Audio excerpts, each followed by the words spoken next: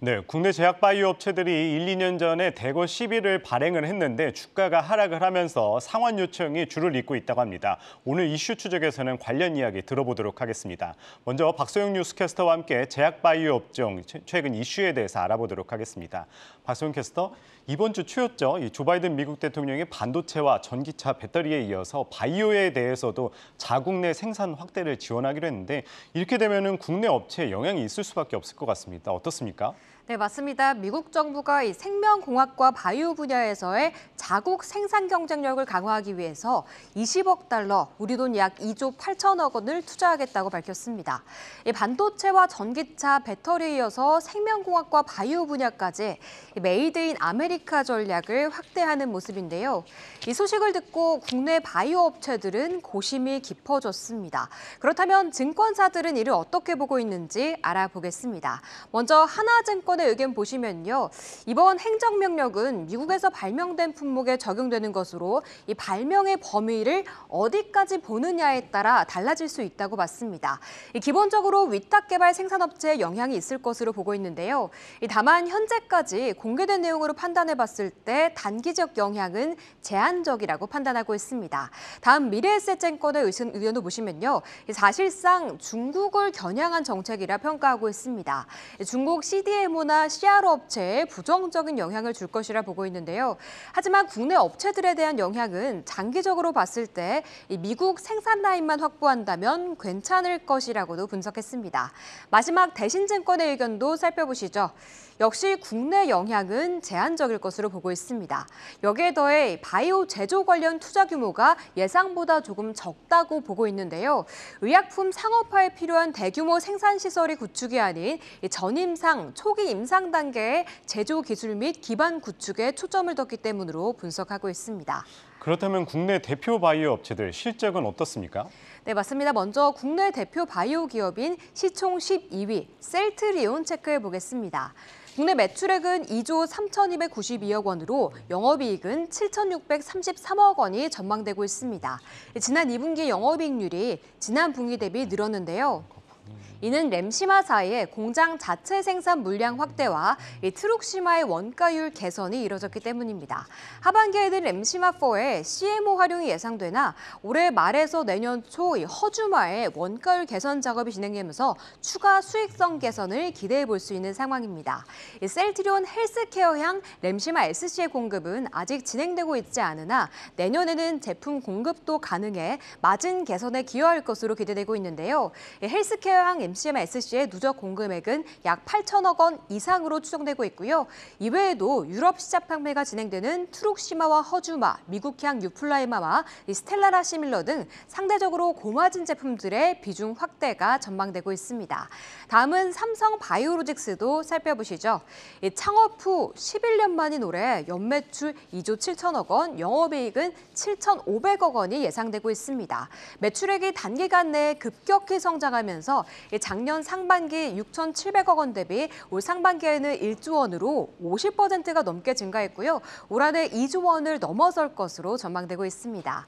삼성 바이오로직스는 올 2분기 기준 CMO 사업 수주 잔고 42억 달러, 연간 신규 수주 10억 달러를 가정한다면 2025년까지 누적 110억 달러 예상이 되고 있는데요. 바이오시밀러는 2021년 해외 판매 기준 1조 4천억 원의 매출을 달성했고요. 이 바이오시밀러의 본격적인 개화가 시작된 미국 시장의 성공이 관건이 될 것이란 분석도 나오고 있습니다. 삼성 바이오로직스가 제시하는 CMO 사업에서의 글로벌 초격차는 압도적 생산 캐파를 기반으로 하고 있는데요. 4공장 설립을 통해 확보하게 될 총 생산 캐파는 62만 리터로 글로벌 1위 CMO 기업인 론자를 2배 가까이 앞서는 수준이며 CMO와 오리지널 제약사 전체를 포함해도 로슈를 제외하면 가장 큰 규모라고 할 수 있습니다. 최근 지분을 사들인 삼성 바이오 에피스는 미국 시장에서 레미케이드, 허셉틴, 엠브렐 등의 제품을 승인받은 상황이고요. 글로벌 비파마인 바이오젠 및 오가돈과 같은 같은 파트너와 시장에 진입하고 있습니다. 그리고 압도적인 자본력을 바탕으로 미국 시장 준비를 착실히 하고 있는데요. 이 시장에서는 긍정적인 분석이 나오면서 현재 80만 원인 주가를 120만 원까지 바라보는 증권가도 많은 상황입니다. 최근 국내 제약바이오주들 여러 외부 파도들이 많긴 합니다. 그래도 잘 순항하고 있는데요. 하지만 자금 조달에 어려움을 겪으면서 신약 임상을 포기하는 기업들도 늘어나고 있고 이 코로나 거품이 빠지면서 이 전환사채라는 부메랑을 맞고 있는 회사도 나타나고 있는데요. 이어서 관련 이슈도 살펴보도록 하겠습니다. 네, 지지부진했던 제약바이오 업종 한번 하반기 기대해 보도록 하겠습니다. 오늘 말씀 고맙습니다. 네, 코로나 거품이 빠지면서 이 시비 전환사채를 대거 발행했던 제약바이오 업체 위기론이 다가오고 있습니다. 코로나로 인해서 제약바이오 산업업계 물론 주가가 많이 상승했지만 최근에 주가가 하락하면서 이 시비 조기 상환 요청이 이루어지고 있다고 하는데요. 자세한 내용 IT바이오부 김수진 기자와 한번 이야기 나눠보도록 하겠습니다. 김수진 기자, 우선 이 최근 제약바이오 업계 분위기 먼저 살펴보도록 하겠습니다. 어떻습니까? 네, 먼저 KRX 헬스케어 지수, 그러니까 의약품 제조업이나 정밀 의료 산업에 속하는 종목으로 구성된 시가총액 지수부터 보시겠습니다. 지난 2020년에 코로나 이슈로 제약 바이오 산업에 대한 투자 심리가 조금 커졌는데요. 이 KRX 헬스케어 지수는 코로나 이후로 꾸준히 상승해서 2020년 12월 21일 5,600선까지 올라갔습니다. 하지만 지난해 말부터 서서히 떨어져서 지금은 3,000선이 깨졌습니다. 지난 15일 기준으로 2,442까지 떨어졌고요. 오늘은 2,771 수준입니다. 네, 지수가 가장 높을 때와 비교하면 시총이 절반 가까이 떨어진 셈인데 좀 투자 심리 많이 식었다고 볼 수 있겠습니다. 네, 아직 코로나가 유행 중이긴 하지만 거품이 빠졌다는 의견들이 많이 있습니다. 코로나 유행 당시에 제약 바이오 기업들이 일부 기업들이 IPO에 실패하는 등 큰 신뢰를 주지 못했다는 이유도 있습니다. 네, 최근에 이제 주가 하락이 되면서 이 전환사채를 많이 발행한 기업들한테 이 시비 조기 상환 요청이 나오면서 좀 자금난을 겪고 있다고 하는데 어떻습니까? 네, 아무래도 주식으로 전환할 수 있는 전환사채를 주가도 좋고 투자도 잘 되던 2020년 전후에 높은 가격으로 대거 발행한 회사들이 꽤 있습니다. 이제 2020년에서 2021년 동안 국내 바이오 기업들이 발행한 전환사채 총액만 3조 1,650억 수준인데요. 네. 보통 3년 만기가 많으니 내년이 관건입니다. 네, 그래서 그런지 이 제약바이오 업체들 과연 상환이 가능할지 의문인데요. 어떻습니까? 네, 올해 말부터 해서 내년에 전환사채 발행 기업들에게 자금난이 대거 예상된다는 그런 이야기들이 많습니다. 네. 또 시간이 지나서 조기 상환이 가능해지면서 주가가 전환 가액이 밑돌아 투자자들이 풋옵션 행사를 요구하는 경우도 계속 나오고 있습니다. 이 투자금을 주식으로 받지 않고 현금으로 달라는 기업도 많다고 그러는데 어떻습니까? 네, 아무래도 그렇고요. 업계에서는 이것 때문에 크게 우려하는 분위기입니다. 관련해 익명을 요구한 업계 관계자 인터뷰 준비했습니다. 현재 바이오주가 폭락한 경우가 많아서 대부분 전환 가액에 엄청 못 미치죠. 이 피싱 조항이 있더라 하더라도 아마 이보다도 낮은 주가 때문에 원금 상환을 요청할 것으로 보이는데 이미 연구개발 및 운영자금으로 자금을 지출한 상황이라서 상환 여력이 없는 기업들이 꽤 많아요. 게다가 요즘 경기 침체로 자본 조달이 매우 어려져서 문제가 매우 심각합니다. 아마 내년에는 좀 많은 기업들이 도산이라든지 최대 주주들이 지분이 많이 희석되거나 네, 그래서 그런지 이 제약바이오 업체들 중에서 이 시비 전환사채를 조기 상환한다 공시한 업체들도 있다고 하는데 대표적인 업체 어디가 있습니까? 네, 카나리아 바이오라던가 크리스탈 네. 지노믹스 그리고 EDGC 등이 대표적인데요. 우선 이 기업들은 상환 여력과는 무관하게 조기 상환을 공시한 곳들임을 밝힙니다. 카나리아 바이오는 지난 13일 2,956원어치 전환사채 조기 상환을 공시했습니다. 규모가 큰데요. 다음 날 동일한 규모로 신주 인주권 공시를 냈습니다. 크리스탈 지노믹스는 지난 8월 21억 원어치 전환사채 조기 상환을 공시했고요. EDGC는 지난 2월과 5월에 이어서 8월에는 121억 원을 조기 상환한 바가 있습니다.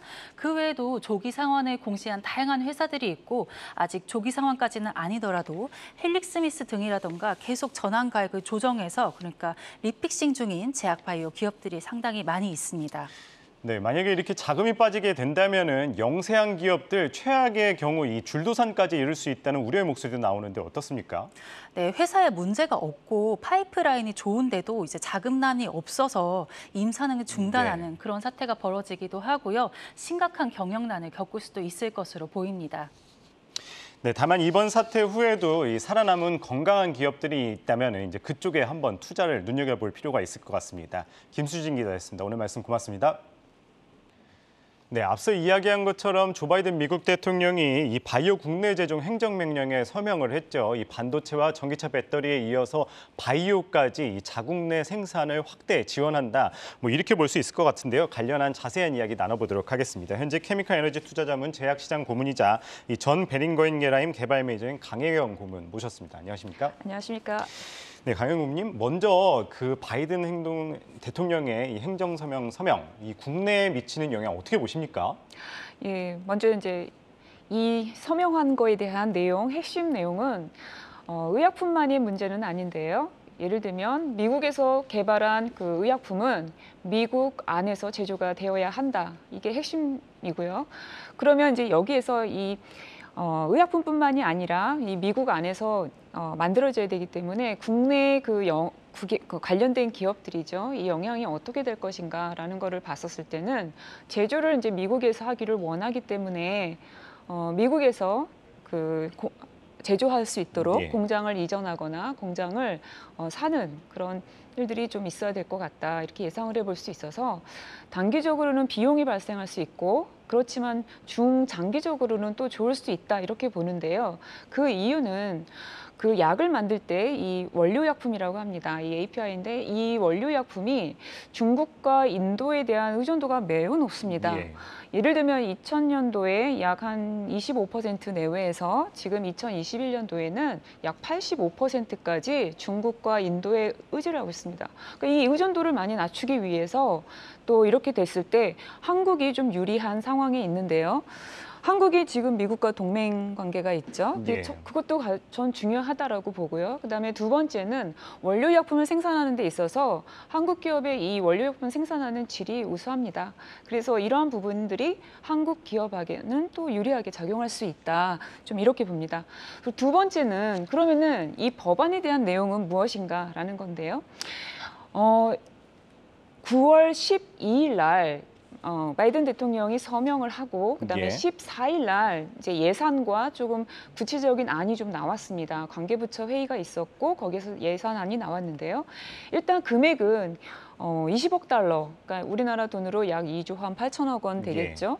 이 정도 나왔고 부서가 좀 눈여겨볼만 합니다. 이 예산을 가장 많이 쓰는 게 국방부에서 주관을 하는데 예. 약 15억 달러가 이 국방부에서 주관을 합니다. 처음 생각할 때는 보건복지부 이런 쪽일 것 같은데 그렇지 않고요. 국방부, 농무부, 에너지부, 보건복지부 이런 데에서 예산을 지금 활용안이 나왔습니다. 그래서 이러한 부분을 좀 참고를 해서 볼 수가 있습니다. 그래서 결론적으로 이 제조 관련해서 미국에서 개발된 약은 미국에서 제조를 해라. 예. 예, 이런 메시지라고 봅니다. 예, 말씀하셨었을 때 이제 미국하고 인도의 의존도가 높다고 말씀을 하셨잖아요. 그럼 결국 이번 이 영향을 봤을 때 이 중국과 인도를 견제한다. 그렇기 때문에 이번 행정명령에 서명을 했다. 이렇게 보면 될 수 있을까요? 예, 맞습니다. 이게 이제 이번에 이 행정명령이 꼭 의약품만은 아닌데요. 여기에는 여러 가지 이제 원료약품, 항생제, 그러니까 감염병과 관련한 이런 이슈들도 내용이 들어가 있고요. 케미컬, 에너지 이런 부분들도 있습니다. 예. 근데 주로 이제 이 제조에 대한 인프라와 관련한 강화에 대한 얘기가 들어가 있기 때문에 좀 이쪽에 포커스를 맞춰서 보시는 게 좋고요. 예, 그래서 이제 이 부분에 대해서 좀 중국과 인도에 대해서 우리가 좀 더 생각을 해볼 필요가 있는데요. 앵커님, 만약에 중국이 예. 대만을 침공하면 의약품은 어떤 일이 벌어질 것 같습니까? 우리가 이거를 러시아가 우크라이나를 침공했을 때 벌어진 일을 가지고 우리가 상상을 좀 해볼 수가 있을 것 같은데요. 러시아가 이제 우크라이나를 침공했더니 석유 유가가 상승을 했죠. 예. 그리고 나니까 러시아에서 생산되는 석유를 어디서 구매했나요? 중국이나 인도였습니다. 예. 그럼 미국의 입장에서 봤을 때는 좀 불편할 수 있죠. 이런 법안이 좀 나올 수가 있고요. 그래서 이쪽에 이제 이 러시아에서 이제 이 석유에 대한 이 상황을 봤었을 때 인도하고 중국이 좀 더 이런 불편한 관계 이런 거에서 좀 바이오 약품까지 확대가 돼서 우리가 예. 반도체 그다음에 전기차, 그래서 바이오까지 좀 연결돼서 미국 내에서 제조를 하자라고 하는 행정명령이 좀 발동됐다 이렇게 보고요. 그래서 이런 것들로 해서 벌어지는 일은 미국이 오히려 고물가, 고인플레이션, 그다음에 GDP 성장률 0%, 중국도 뭐 2% 이렇게 됐잖아요. 전 세계에 영향을 미쳤기 때문에 이런 부분들이 미국에서 제조를 해야 된다 이런 게 더 강화가 됐다라고 보고요. 또 우리가 이제 코로나 팬데믹 상황에서 경험을 한 게 하나가 있는데요. 제가 이제 이 파이자의 팍스로비드가 이제 생산되던 과정 이걸 쭉 지켜보면서 파이자가 제조 사이트를 제한을 뒀었습니다. 그러다 보니까 생산이 전 세계에서 원하는 만큼 공급이 사실 좀 빨리빨리 되진 않았다 이렇게 보고 있거든요. 그럼 그런 문제가 하나가 있고요. 그다음에 모더나 같은 경우가 이런 거죠. 코로나가 발생을 했었을 때 미국 정부는 mRNA 기술을 가지고 백신을 만들 수 있도록 많은 지원을 했습니다. 그래서 백신을 만들었잖아요. 만들었는데 생산은 어디서 했었죠? 예를 들면 한국의 이제 삼성바이오로직스에서도 맞습니다. 만들었고 이제 곳곳에서 만들었단 말이죠. 그런데 이게 아까 원료약품이 중국과 인도의 의존도가 높다 이렇게 말씀드렸는데 만약에 아까 가정처럼 중국이 대만을 침공한다거나 그러면 이제 이 생산이 잘 안 될 거기 때문에 필요한 필수 약품, 뭐 항생제도 있을 수 있고 기본적인 의약품도 있을 수 있는데 원하는 만큼 생산이 안 될 거고요. 가격은 급격하게 치솟을 겁니다. 그래서 이러한 문제들 때문에 미국 정부는 이러한 행정명령을 단행했다 이렇게 좀 보여지고 있습니다. 아무래도 이제 제일 궁금한 것이 이로 인해서 좀 우리나라 업체에 미치는 영향일까 아닐까 싶은데 우리나라 대표 바이오 업체들 이 위탁 생산 쪽을 이제 강화한다고 했지 않았습니까? 이 코로나 이후에 백신도 이제 우리나라에서 위탁 생산을 하고요. 그런데 이 위탁 생산 기업들 주가도 엇갈리는 모습인데 어떻습니까? 예를 들어서 이제 CMO 기업을 예를 들면요, 국내 이제 삼성바이오로직스하고 중국의 우시바이오로직스를 좀 비교해서도 좀 우리가 또 생각은 해볼 수가 있는데요. 삼성바이오로직스가 지금 이제 주가 흐름을 보면은 서명을 하고 나서는 3.8% 상승하고 지금 주춤하는 모습이고요.